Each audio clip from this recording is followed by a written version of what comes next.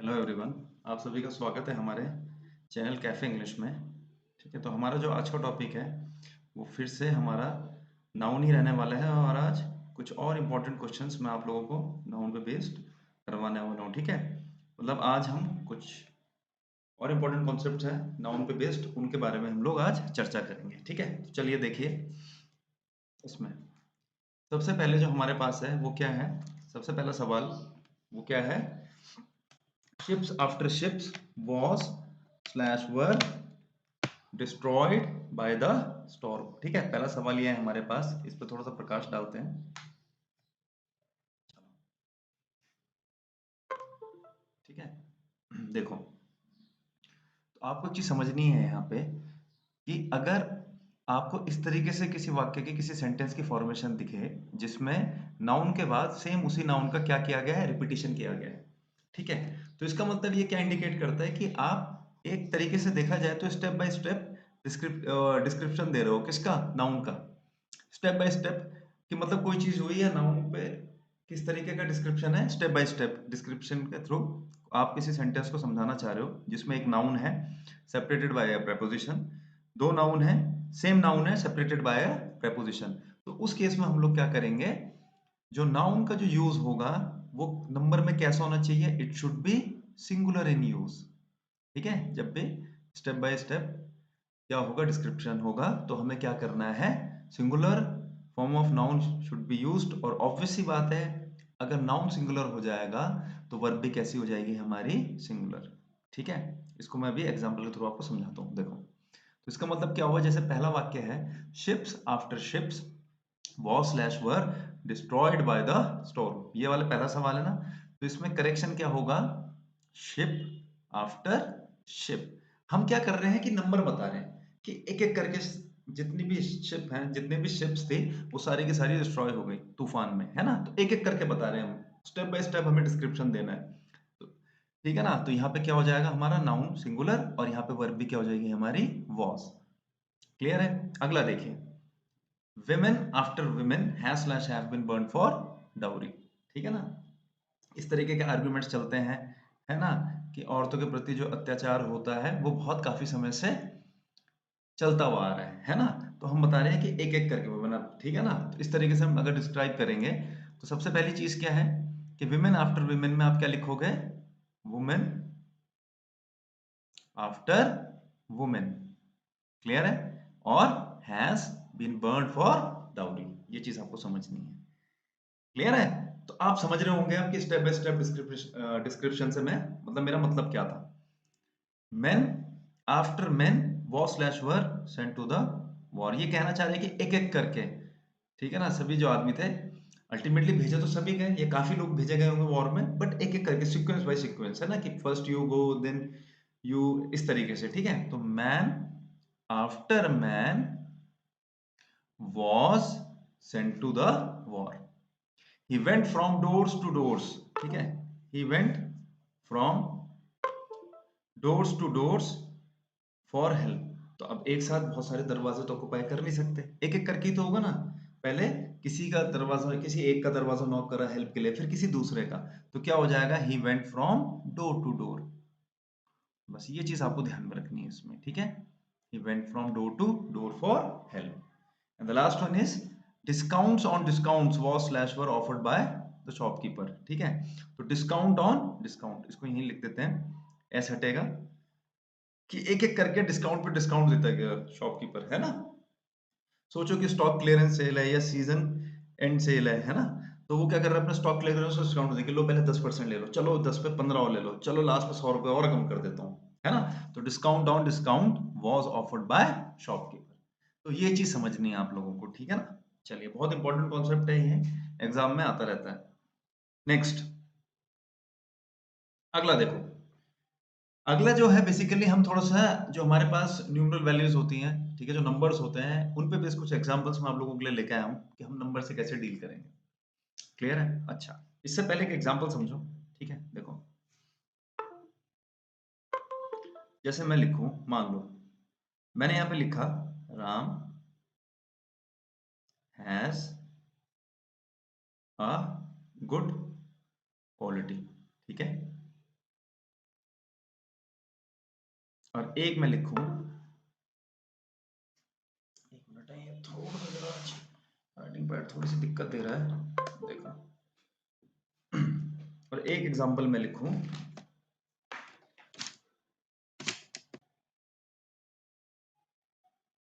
ठीक है, एक एग्जांपल मैं लिखूं,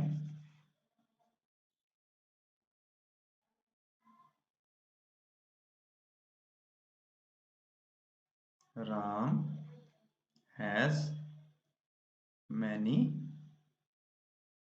गुड क्वालिटीज, ठीक है। देखो, ये दो एग्जांपल मैंने लिखे हैं यहाँ पे, ठीक है। Ram has a good quality या Ram has many good qualities. आपको चीज समझनी है, देखो, सबसे पहले वाले एग्जांपल में मैंने सिर्फ एक क्वालिटी के बारे में बात करा कि एक क्वालिटी है उसके पास, है ना, और वो क्वालिटी कैसी है, अच्छी है। ये एक क्वालिटी क्या हो सकती है, Ram has a good quality of waking up early, कि राम की एक अच्छी आदत है, वो क्या है, सुबह जल्दी उठने की।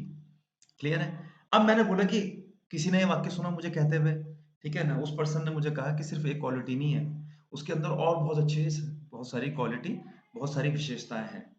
तो क्या करा कि क्वालिटी का तो क्या कर दिया, क्वालिटीज, कि नाउन जब बहुत सारा हुआ नंबर में, है ना, तो उसको क्या कर दिया, नाउन जब बहुत सारा हुआ नंबर में, तो उसको कर दिया क्या, प्लूरल, ठीक है। और जब वो नंबर में एक ही था, एक ही अच्छी आदत या विशेषता की हमने बात करी थी, तो नाउन कैसा था, सिंगुलर।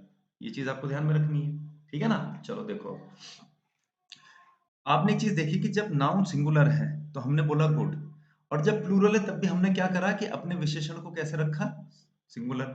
ऑब्वियस सी बात है, थोड़ी सी मूर्खता होगी ये कहना कि विशेषण जो है हमारा उसको हमने सिंगुलर रखा। ऑब्वियस सी बात है, हम तो नाउन का नंबर चेंज करते हैं हम लोग, विशेषण का कोई नंबर थोड़ी नहीं होता है ना। क्लियर है। अब ये इससे कैसे रिलेटेड है मैं आपको बताता हूँ यहाँ पे अभी। अब हम लोगों ने बचपन में क्या सुना कि विशेषण जो होता है वो संज्ञा की विशेष, संज्ञा या सर्वनाम की विशेषता बताता है, पहली चीज। दूसरा क्या, कि हमने एडजेक्टिव से विशेषण के कैसे कैसे एग्जांपल्स देखे, गुड, बैड, करेजियस, है ना, इस तरीके से देखे हमने। बट आपको चीज समझनी है कि एडजेक्टिव जो है वो दो तरीके से नाउन की विशेषता बताता है, क्वालिटी के आधार पे, कि अच्छा है, बुरा है, ठीक है, तगड़ा है या पतला है या दुबला है या हाइट ज्यादा, मतलब टॉल है या शॉर्ट है, इस तरीके से। और एक क्या है, क्वांटिटी भी बता सकता है एक विशेषण, है ना, कि एक हमारे पास क्या है, ठीक है ना, कि जैसे हमारे पास एक स्टिक है, उसका 10 ग्राम वजन है या उसका 20 ग्राम वजन है, इस तरीके से। एक मेजरिंग वेट है हमारे पास, बाट जिसे हम बोलते हैं, कि वो 5 kg का है। तो 5 kg अपने आप में उस बाट की क्या कर रहा है, उस मेजरिंग स्टोन की क्या बता रहा है, वैल्यू बता रहा है या नहीं बता रहा है, उसकी विशेषता बता रहा है, तो वो भी हमारा विशेषण हो।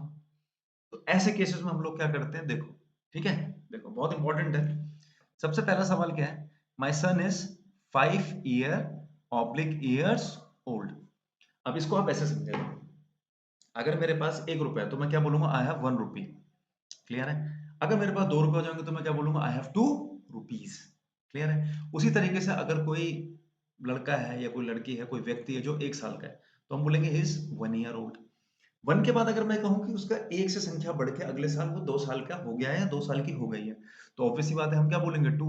और 2 अगर हो गया है तो ईयर को हम क्या कर देंगे, ईयर्स। क्लियर है। तो देखो, माई सन इज 5 years ओल्ड, ये चीज तो आप लोगों को ऐसे समझनी है। यहाँ पे जो 5 years है वो एक न्यूमरल वैल्यू है विच इज मोर देन 1, और क्योंकि वो that numeral value is more than 1, तो इसलिए हम लोग क्या करेंगे, उसको प्लूरल कर देंगे। जैसे रुपी के केस में मैंने आपको बताया था कि आई हैव 1 रुपी, और अगर 2 है तो आई हैव 2 रुपीज। चलो अगला देखो, next is my son is a 5 years old boy. ठीक है, my son is a 5 years old boy. अब इसको आप एक दो तरीके से आप इस क्वेश्चन से डील कर सकते हैं इस क्वेश्चन को। देखो, माई सन इज, सबसे पहले देखो क्या लिखा हुआ है, my son is, article A का इस्तेमाल कर रखा है। अब आर्टिकल ए का यूज कर रहा है तो इसका मतलब जनरली क्या है कि आर्टिकल ए जो है वो नाउन के लिए लगता है। वो नाउन कौन सा है यहाँ पे, बॉय। तो इसके ए से लगती हुई जो इन्फॉर्मेशन हम फर्निश करेंगे, that information should be singular in number. ऐसा क्यों, क्योंकि आर्टिकल ए के बाद तो हम लोग क्या करते हैं, सिंगुलर वो नाउन का सिंगुलर वो लगाते हैं, फॉर्म। क्लियर है। अब यहाँ पे एक चीज और समझो, देखो मैंने लिखा माई सन इज अ बॉय, ठीक है। अब ग्रामेटिकली वैसे तो सही है, पर थोड़ा सा इलॉजिकल सा लग रहा है कि सन भी बोल रहा हूँ, बॉय भी बोल रहा हूँ, है ना। माई सन इज अ बॉय। पर एक चीज समझो आप, यहाँ पे चलो ठीक है, मैंने बोल दिया, तुमने कहा चलो ठीक है, जस्टिफाइड है कि सन है, बॉय है, बोल दिया आपने। अब उस लड़के की खासियत क्या है? लड़के की खासियत यह है कि वो नंबर में कितने साल का है? 5 साल का। तो इसका मतलब ये 5 ईयर जो है यहाँ पे, ये क्या कर रहा है? एक डिटर्मिनर या एडजेक्टिव की तरह काम करेगा। क्यों? To define this boy. Son एक लड़का है, अंडरस्टूड है, वेल अंडरस्टूड है कि सन बोल दे तो बॉय होगा। बॉय की खासियत क्या है? कि वो कितने 5 साल का है। इसका मतलब यहाँ पे 5 ईयर जो है यहाँ पे किसका काम करेगा? एडजेक्टिव का। अब हमें इसको मतलब नाउन की तरह नहीं बताना है यहाँ कि नाउन की तरह ये नंबर बताए। अब ये यहाँ काम करेगा किसका? एक एडजेक्टिव का। तो जब ये एडजेक्टिव का काम करेगा, तो ऑब्वियस ही बात है, जब ये एडजेक्टिव का काम करेगा तो मैं यहाँ ईयर्स नहीं बोलूंगा, मैं क्या बोलूंगा? My son is a 5 year old boy. क्योंकि नंबर तो किसका होता है? नाउन का। प्लूरल फॉर्म किसकी होती है? नाउन की होती है। एडजेक्टिव की थोड़ी ना होती है प्लूरल फॉर्म। एडजेक्टिव की तो अपनी ओरिजिनल फॉर्म होती है। क्लियर है? तो यहाँ पे जो 5 ईयर है एडजेक्टिव की तरह काम करेगा, तो इसलिए हम इसको सिंगुलर फॉर्म में रखेंगे। क्लियर है? फर्स्ट और सेकंड एग्जांपल को आइडेंटिफाई करना, it is not that tough. यहाँ आप देख रहे होंगे माई सन इज 5 ईयर्स ओल्ड में, ये 5 ईयर्स क्या है? एक नॉर्मल क्या है? कंपाउंड नाउन बोल लो इसे। 5 भी एक नंबर है, ईयर अपने आप में एक अलग नाउन है। 5 ईयर्स, ठीक है। कंपाउंड नाउन मतलब क्या हुआ? दो नाउन के फॉर्मेशन से जब एक नाउन बनता है उसे हम कंपाउंड नाउन बोलेंगे। जैसे स्विमिंग पूल हो गया, है ना। स्विमिंग भी एक नाउन की तरह काम करती है। ये मैं बताऊंगा आपका जेरंड और पार्टिसिपल, मैंने शायद बताया भी होगा टेंसेस में ये, है ना। जैसे मैं बोलूं मदर इन लॉ, मदर अलग है, लॉ अलग है। फादर इन लॉ बोलो, ब्रदर इन लॉ बोलो, दोनों अलग अलग नाउन है, पर कंपाउंड नाउन में ये एक डिफरेंट मीनिंग कन्वे करते हैं, है ना। तो इन्हें कंपाउंड नाउन बोलते हैं। जैसे brother in law, combination, brother अलग मतलब कन्वे करेगा, लॉ अलग। ब्रदर इन लॉ कलेक्टिवली एक अलग मीनिंग कन्वे करता है, और वो होता क्या है? Compound noun. क्लियर है? तो यहाँ पे देखो ये क्या है? 5 ईयर्स क्या है? यहाँ पे कोई इंफॉर्मेशन, बस हमने बताया कि लड़का जो है 5 साल का है। यहाँ पे क्या है? आप बॉय के तौर पे यूज कर रहे हो इसको, कि बॉय नाउन है। क्लियर है? कॉमन नाउन है। अब उसकी खासियत क्या है? कि वो 5 साल का है। चलो आगे बढ़ते हैं फटाफट। अब we live in a 100 years old house. We live in a old house, ठीक है, in an old house, sorry. पहले क्या बोलेंगे? मैं ये कंसिडर मत करो कि 100 ईयर्स क्या आएगा। अच्छा एक चीज और बोलना चाह रहा हूँ, ये 100 ईयर जो है और 100, ये ईयर से पहले जो 100 है, ये मतलब ये 100 जो है, ये दोनों के लिए कंसिडर करना है, ईयर के लिए भी और ईयर्स के लिए भी, ठीक है। अब देखो, we live in an old house, कि हम एक बहुत पुराने घर में रहते हैं। किसी ने कहा अच्छा कितना पुराना है? 5 साल 10 साल? नहीं यार, वो ना पुश्तैनी घर टाइप का, पुश्तैनी महल टाइप का है, 100 साल पुराना है वो घर। तो we live an old house एक जनरल इंफॉर्मेशन है कि हम एक पुराने घर में रहते हैं। ओल्ड वहां पे एडजेक्टिव की तरह काम करेगा, है ना। ओल्ड क्या है? क्वालिटी के बेसिस पे एडजेक्टिव बता रहा है हाउस। पर जब आप न्यूमर एक नंबर के क्या कहते हैं, न्यूमरल वैल्यू लगा के भी हम क्या कर सकते हैं? किसी घर की क्या विशेषता बता सकते हैं, है ना। अच्छा है, बड़ा है, पुराना है, ये भी है। ये भी बता सकते हैं कि कितने साल पुराना है। क्लियर है? तो यहाँ पे क्या है कि ओल्ड के अलावा यहाँ पे जो 100 ईयर वाली जो इन्फॉर्मेशन है, ये भी किसकी तरह काम करेगी? एक विशेषण की तरह ही, क्योंकि ये हाउस के बारे में क्या कर रही है? हाउस को डिस्क्राइब कर रही है। तो इसलिए यहाँ पे आंसर क्या हो जाएगा? ईयर ईयर्स नहीं आएगा। ये चीज समझनी है। हाँ, या तो ऐसे बोल लो, our house is 100 years old, अब ठीक है। पर अगर किसी भी नंबर के बाद अगर नाउन का यूज कर रहे हो, तो समझ जाना वो number as an adjective use करना है। और तब हम लोग क्या करेंगे? नाउन के साथ जो भी वो नंबर होगा, उस नंबर के साथ एस और ईएस ऐड नहीं करना है, सिंगुलर फॉर्म यूज करनी है, ठीक है। लास्ट दो एग्जांपल और देखो। ही walks for 10 miles every day. अगर कोई व्यक्ति ऐसा है जो 1 माइल चलता है रोज या वॉक करता है, तो हम बोलते हैं ही वॉक्स फॉर 1 माइल। पर 1 की जगह अगर मैं 2 बोलता, तो 2 होते ही माइल का क्या हो जाएगा? माइल्स। 3 माइल्स, 4 माइल्स, इस तरीके से होगा। तो यहाँ पे तो 10 है, तो क्या आ जाएगा? 10 माइल्स एवरी डे। क्लियर है? अब देखो, मिल्खा सिंह वन अ, ये हटाओ, ये 10 माइल्स। पहले ये देखो, Milkha Singh won a race. तुमने किसी को ये बताया कि मिल्खा सिंह जी जो है वो अपने टाइम पे एक रेस जीते थे। अच्छा, कितने किलोमीटर की थी वो? मैंने कहा 10 किलोमीटर की थी, या 10, अच्छा कितने माइल की थी? 10 माइल की थी वो। अच्छा 10 माइल की थी। तो अब क्या हुआ? एक रेस जीते थे, तो रेस यहाँ पे नाउन हो गया, अ रेस, है ना। अब तुमने क्या करा? एक नंबर के थ्रू उस रेस को तुमने क्या करा? डिस्क्राइब करा एक नंबर के थ्रू। तो वो नंबर क्या करेगा? वहां पे एक एडजेक्टिव की तरह फंक्शन करेगा। क्यों? क्योंकि वो रेस की क्वालिटी बताएगा। और जब एक नंबर क्वालिटी बताएगा एक नाउन की, तो वो एडजेक्टिव की तरह काम करेगा, और अगर वो एडजेक्टिव की तरह काम करेगा तो उसके साथ सॉरी यस हम नहीं लगाएंगे। तो here my answer is going to be again Milkha Singh won a 10 mile race. Race जीते थे, संज्ञा है। रेस की खासियत क्या थी? खासियत ये थी कि कोई 1-2 किलोमीटर की रेस नहीं थी, वो 10 किलोमीटर की रेस थी। ये 10 माइल्स की, 10 माइल मतलब 1.4 या 1.6 किलोमीटर होता है, ठीक है, कि 10 माइल की रेस थी वो। अच्छा, तो 10 mile here is going to specify या is going to define that race. It means that here 10 mile is going to function as an adjective. तो अगर ऐसा है तो हम फिर माइल बोलेंगे, माइल्स नहीं बोलेंगे। नॉर्मल डिस्टेंस की बात अगर हम करते हैं, मेजरमेंट की हम बात करते हैं, तो मैं माइल्स जरूर बोलता, जैसे कि मैंने ऊपर बोला था, he walks for 10 miles every day, I walk for 2 kilometre every day. Clear है? अ 200 किलोमीटर डिस्टेंस, दिल्ली से देहरादून का जो डिस्टेंस हो कितना, 200 किलोमीटर का, तो अ 200 किलोमीटर डिस्टेंस, ये चीज आपको समझनी है। क्लियर है? बाकी जब अब टॉपिक, क्योंकि ये आज लास्ट वीडियो है हमारा अनाउंस पे, ठीक है, तो जो रही सही कसर है वो क्वेश्चंस के माध्यम से मैं आप लोगों को पूरी करवा दूंगा। आगे बढ़ते इसी बात पे, देखो इसी की कंटिन्यूशन में, I have a 500/100 rupee rupees note. ठीक है, चलो देखो, इससे पहले मैंने एक एग्जांपल तुम्हें बोला था ना, दोबारा वो एग्जांपल बोल देंगे, अभी कोई दिक्कत नहीं है, लिख देते हैं यहाँ पे। देखो कहाँ गया ये, ठीक है, पॉइंट छोटा होता है, ढूंढने में थोड़ा मशक्कत करनी पड़ती है। ठीक है, देखो मान लो मैं बोलूं आई हैव, ठीक है, 500, इतने दिनों बाद,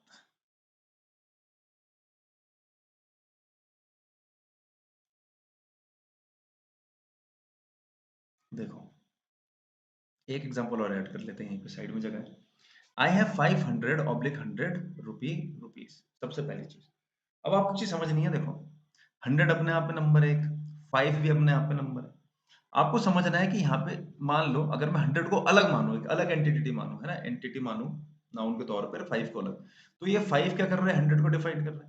100 अपने आप में वैल्यू 500, मतलब ऐसे ऐसे 100 जो कि मेरे पास कितने हैं टोटल 5, तो ये 5 यहाँ पे, ठीक है, तो 500 पहली चीज, ठीक है। 1 होता है तो 1 रुपी 2 रुपी हम बोलते हैं। अच्छा अब देखो जब भी किसी न्यूमरल वैल्यू से पहले कोई दूसरा नंबर लगाओ, जैसे 200 लगाओ, 300 लगाओ, 400 लगाओ, तो दोनों को जो हो हम है सिंगुलर फॉर्म में यूज करते हैं, ये आपको पता ही होगा। 1 मिलियन, 2 बोलूंगा तो 2 मिलियन, है ना, इस तरीके से हम बोलते हैं। दूसरी बात, अगर 1 रुपए है तो हम 1 रुपी बोलेंगे। अगर एक से बड़ा 2 रुपए हो गया, मतलब एक से बढ़कर अगर मैंने कुछ बढ़ा है, मैंने 2 बोला तो 2 ऑब्वियस सी बात है रुपीस हो जाएगा। तो यहाँ तो हम 5 की बात कर रहे हैं, 500 की 500, तो ऑब्वियस सी बात है क्या आ जाएगा, 500 रुपीस। यहाँ पे यही होना है कि I have 500 rupees. I hope ये चीज समझ में आई होगी आपके। अब देखो इसमें, यहाँ देखो सवाल, सवाल कहता है आई हैव अ 500/100 रुपी/रुपीस नोट। अब आपको चीज समझनी है, अगर आप कहोगे 5 है तो 500 तो होगा, 100 तो किसी हालत में नहीं होने का। आप बोलोगे 100 तो नहीं होगा सर, क्योंकि हम बोलते हैं 500, 200, 300, है ना, तो 100 तो किसी हालत में नहीं होगा। फिर आपने नीचे बोला तो रुपीस, तो मैं क्या करता हूँ, रुपीस लगा देता हूँ, तो मेरा आंसर हो जाएगा I have a 500 rupees note, है ना। आप कहोगे कि ऑब्वियस सी बात है, जब 1 रुपी आपने बोला था तो समझ में आया था, 2 बोला था आपने तो 2 रुपीस बोला था, तो ऑब्वियस सी बात है यहाँ तो 500 रुपए की बात है, 2 रुपए से तो बहुत बड़ा होता है 500 रुपए, तो हम बोलेंगे 500 रुपीस, है ना। तो मैं आपको बताना चाहूंगा, देखो यहाँ पे जो हमारा फोकस है वो 500 पे नहीं है। सबसे पहले जो फोकस है हमारा वो किस पे है, नोट पे। मेरे पास एक नोट है, आई हैव अ नोट, इसको हटाओ सबको ऊपर, ठीक है, ये जितना भी कटपट था, ठीक है, ज्यादा लिखूंगा नहीं क्योंकि स्पेस कम है, फिर थोड़ा सा क्या होगा, ठीक है, बहुत कंजेस्टेड हो जाएगा, तो क्या पता चीजें ठीक से समझ ना आए। मैं यहाँ बात कर रहा हूँ आई हैव अ 500 रुपी, मैं यहाँ बात कर रहा हूँ एक नोट की, मेरे पास एक नोट है, एक नोट है मेरी जेब में, और मैं कह रहा हूँ तुम लोग क्या करो, एक आइडिया लगाओ कि वो नोट कितने का है। क्लियर है? तो मेरे पास सबसे पहले आपने देख दिया आर्टिकल का इस्तेमाल कर रखा है, आर्टिकल ए का, this article A here has been used for this note, ये नाउन के लिए। अब उस नोट की खासियत क्या है, वो नोट 500 रुपए का है, तो तुम कहोगे इसका मतलब ये होगा कि ये 500 जो है ये विशेषता बता रहा है, किसकी, नोट की। और अगर ये 500 अगर ये विशेषता बता रहा है किसकी, एक नोट की, तो ये विशेषण का काम कर रहा है। और मैंने क्या बोला था कि जब भी कोई न्यूमेरिकल वैल्यू या numeral value, if that particular numeral value functions as an adjective, तो हम उसके साथ फिर किसी प्रकार का एस वगैरह का एडिशन नहीं करते हैं। तो यहाँ पे इसका मतलब क्या हो जाएगा, I have a 500 rupee note. ये बताना चाह रहा था बस आपको। क्लियर है? आपको ये चीज देखनी कि नोट है, पहले आपको ये देखना है कोई भी नंबर अगर है हमारे पास, 500 है, 200 किलोमीटर है, 2 लीटर है, क्लियर है, दो, और मैं 2 फुट है जैसे मैं बोलूं, अगर आपने ये देखना है इसके बाद कहीं नाउन तो नहीं है। अगर इसके बाद नाउन है, तभी तो मैंने 2 फुट बोला, फीट नहीं बोला, वो भी आगे आएगा अभी। तो अगर इनके न्यूमरल वैल्यू के बाद नाउन है, तो समझ जाना उस न्यूमरल वैल्यू का जो फॉर्म है इट शुड बी सिंगुलर। वो एडजेक्टिव की तरह काम करेगा फिर, वहां मतलब डिटर्मिनर की तरह काम करेगा फिर वो। क्लियर है? और अदरवाइज अगर नॉर्मल इंफॉर्मेशन दे रहा है तो फिर हम उस न्यूमरल वैल्यू को प्लूरल रखेंगे। जैसे आई हैव 500 रुपीज, यहाँ सीधा रुपीज पे फोकस है मेरा। पर जब मैं बोलूंगा I have a 500 rupee note, तो यहाँ जो मेरा सेंटर ऑफ फोकस है, सेंटर ऑफ अट्रैक्शन है, वो रुपीज नहीं है, वो नोट है। मेरे पास एक नोट है, बताओ उस नोट की खासियत क्या है, कि वो 500 रुपए का है। ठीक है, अगला देखो, next is I have to 500 oblique hundreds rupee oblique rupees note oblique notes. अब मैंने कुछ नहीं करा, बस आर्टिकल ए था कि पहले एक 500 रुपए थे, एक 500 रुपए का नोट था, अब दो 500 रुपए, मतलब पहले ये था कि पहले मेरे पास 500 रुपए थे, अब मेरे पास क्योंकि दो नोट है 500 रुपए को, तो मेरे पास अब टोटल कितने 1000 रुपए हो गए। ठीक है, देखो ये सब बीच की इंफॉर्मेशन हटाओ, पहले पहले मैं ये देखूंगा आई हैव टू, मेरे पास दो, तो नोट इसका मतलब क्या आएगा, नोट्स आएगा। नोट तो आएगा नहीं भाई, दो नोट है ना, एक नोट अलग एक नोट अलग है, नोट्स तो मैं गिन भी सकता हूँ, है ना। इसका मतलब ये प्लूरल वो है, ये काउंटेबल नाउन है, काउंटेबल नाउन है और नंबर क्या है, दो, तो नोट्स हो जाएगा। अब आपको चीज समझनी है यही, Ram has a good quality, Ram की क्वालिटी है कि बहुत अच्छी, तो क्वालिटी को मैंने किस नाउन से डिफाइन, किस एडजेक्टिव से डिफाइन करा, गुड से। अब मैंने बोला Ram has many good qualities, बहुत सारी गुड क्वालिटीज है राम की, तो मैनी की वजह से, या टू बोल दूं मैं, चलो Ram has two good qualities, दो अच्छाई है राम की, एक तो सुबह जल्दी उठने का और दूसरा क्या है, मतलब सबकी रिस्पेक्ट करने की, मान लो। तो क्वालिटी का तो क्वालिटीज करा, पर क्या गुड का गुड्स करा, नहीं। मैंने अपने एडजेक्टिव को क्या करा, एज इट इज रहने दिया। वही चीज आपको यहाँ समझनी है। मेरे पास यहाँ पे एक नोट था 500 रुपए का, 500 ने विशेषण की तरह काम करा। मेरे पास दो नोट्स हैं, पर दोनों के दोनों में क्या है, एक समानता है। समानता क्या है, कि वो दोनों के दोनों कितने के हैं, 500 रुपए के हैं। क्लियर है? ठीक है, तो आपको एक चीज समझनी है, यहाँ पे फिर क्या होगा, 2500 आएगा, 100 तो किसी भी हालत में नहीं आएगा। मैंने आपको सीधा बताया कि अगर आप लिख रहे हो 100, 200, मतलब 100 बोल रहे हो, ठीक है ना, 1000 बोल रहे हो, लाख बोल रहे हो, और इससे पहले अगर आपने कोई न्यूमेरिकल वैल्यू लिखी है, तो फिर हम लोग उसको प्लूरल नहीं करेंगे। हम ये नहीं बोलेंगे 500, 2 मिलियंस। ठीक है ना, ये चीज आपको समझनी है, ठीक है ना। ठीक है, चलो देखो, क्लियर है, ये चीज आपको ध्यान में रखनी है। तो क्या आ जाएगा, आई हैव टू 500 और रुपी नोट्स। नोट्स तो ऑब्वियसली बात है, टू के हिसाब से नोट्स हो जाएगा, तो नोट्स यहाँ पे मेरा नाउन हो गया। अब उस नाउन को डिफाइन करने वाला मेरा एडजेक्टिव क्या है, 500, तो यहाँ पे रुपी ही रहेगा। ये चीज आपको समझनी है। क्लियर है? जब आप सिर्फ रुपीज की बात करते हो तो आप देखोगे कि सिर्फ रुपीज आप लगाओगे, जैसे 1 है तो 1 रुपी, 2 है तो 2 रुपीज, ऑब्वियसली बात है। पर जब आप नोट की बात करोगे, तो उसके बाद आपको जो नंबर होगा, वो पूरा का पूरा नंबर शुड बी सिंगुलर। अगला देखो, this is a 10 foot feet high wall. This is a wall, ये एक दीवार है ना, एक दीवार है। दीवार की खासियत क्या है, कि ये 10 फुट ऊंची है। 10 फीट नहीं बोलेंगे, फुट का प्लूरल क्या होता है, ये प्लूरल है, ये सिंगुलर है।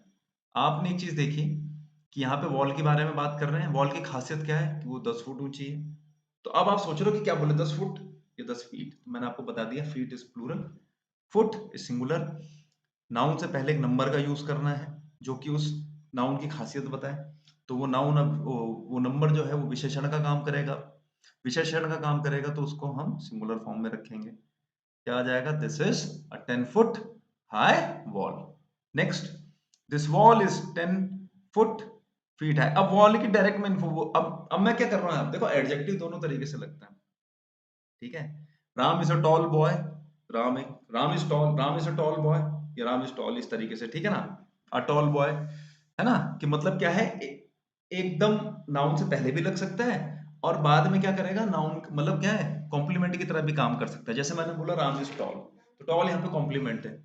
कॉम्प्लीमेंट का मतलब क्या हुआ, जो नाउन या प्रोनाउन के बारे में इंफॉर्मेशन दे हमें, ठीक है, और वो लगता किसके बाद है, लिंकिंग वर्ब के बाद। लिंकिंग वर्ब क्या होती है, इज, एम, आर, वाज, वर, ठीक है ना, इस तरीके से, क्लियर है। तो यहाँ पे देखो, अब this wall is 10 feet high, वही वाला एग्जांपल था, my son is 10 years old, my son is a 10-year-old boy, ठीक है, ये चीज समझनी है। तो देखो यहाँ पे नाउन है वॉल, वॉल से पहले अगर यूज करना है नंबर का, विशेषण के तौर पे यूज करेंगे। यहाँ पे देखो कॉम्प्लीमेंट के तौर पे लग रहा है बाद में, तो the wall is 10 feet high, ठीक है, ये चीज आपको समझनी है बस। अगला देखो, he eats a dozens bananas every day, obvious ही बात है, आर्टिकल ए का प्रयोग कर रखा है इसने।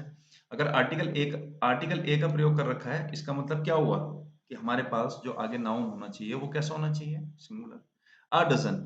अब बनाना का क्या हो जाएगा, बनानास, क्योंकि डजन में कितने होते हैं, 12, और 12 का मतलब क्या हुआ कि बनानास प्लूरल है, तो मैं अ डजन बनाना तो लिखूंगा नहीं, तो क्या हो जाएगा, अ डजन बनानास, क्लियर है, ये चीज आपको समझनी है, ठीक है। चलो इसी बात पे आगे बढ़ते हैं। अगला देखो, thousands of candidates has have applied for the job।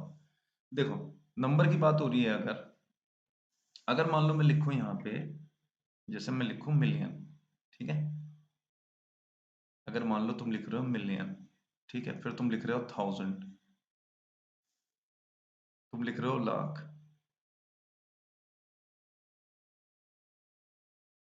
और मान लो तुम लिख रहे हो 100, है ना, या लिख रहे हो ट्रिलियन, ट्रिलियन की स्पेलिंग चेक कर लेना, मेरे हिसाब से यही होती है शायद, सिंगल एल भी हो सकता है, ठीक है, देख लेना। तो आपको एक चीज समझनी है कि जैसे मैं बोलूं मिलियन, 1000, लाख, 100, ट्रिलियन, अगर मैं इनसे पहले कोई नंबर लगा रहा हूँ, ठीक है, इनसे पहले मैं कोई नंबर लगा रहा हूँ, तो आपको एक चीज समझनी है कि फिर इनके साथ आप एस ऐड नहीं करोगे, ठीक है, आप ये नहीं बोलोगे 2 millions, 2 million, 2000, 1 lakh, 2 lakh, 3 lakh, 100, 200, 300, 400, 1 trillion, 2 trillion, है ना, 2 बिलियन, हमारी इकोनॉमी कितने की है, इतने ट्रिलियन की है, 3 ट्रिलियन, 4 ट्रिलियन, समझ में आ रहा, ठीक है। बट अगर इसी डिनोमिनेशन में अगर ये ऑफ से पहले अगर ये आपको दिखाई दे कहीं, ठीक है, ये क्या देखने को मिले आपको, ऑफ प्रेपोजिशन से पहले देखने को मिले, तब आप इनके साथ क्या करोगे, एस ऐड करोगे, ठीक है। देखो थाउजेंड्स ऑफ, अब थाउजेंड्स बोल रहे हो तो कैंडिडेट तो होगा नहीं किसी भी हालत में, तो क्या आ जाएगा, कैंडिडेट्स, और अब कैंडिडेट्स बोल रहे हो, थाउजेंड प्लूरल है, तो क्या आ जाएगा, हैव। तो thousands of candidates have applied for the job, Hindi में क्या अनुवाद आता है इसका, हजारों आवेदकों ने जॉब के लिए अप्लाई करा है, ठीक है। अगला देखो, 10,000 थाउजेंड्स, समझ गए अब क्या होगा, 10,000 कैंडिडेट्स ही होना है, have applied for the job. देखो यहाँ पे क्या है कि थोड़ा सा चीजें सर्टेन नहीं है, हजारों में है तादाद, बट फिक्स नहीं है अभी, मतलब प्रॉपर काउंटिंग नहीं हुई, ये पता कि हजारों लोगों ने आवेदन किया। यहाँ पे क्या हुआ कि वो 1000 फिक्स हो गया कि कितना है वो, यहाँ पे वो 1000 भी हो सकता था, 2, 3, 4 हजार, मतलब जितना भी हजार तक हमारी वैल्यू जाती है, वो कोई सा भी हजार हो सकता था, तो अनसर्टेन था, है ना। यहाँ पे क्या है कि इट इज सर्टेन कि 10,000 candidates applied for the job, ऐसे समझो बस, है ना। अगला देखो, millions of stars is slash are twinkling in the sky, तो millions of stars, actual number हमें नहीं पता, but million of stars are twinkling in the sky.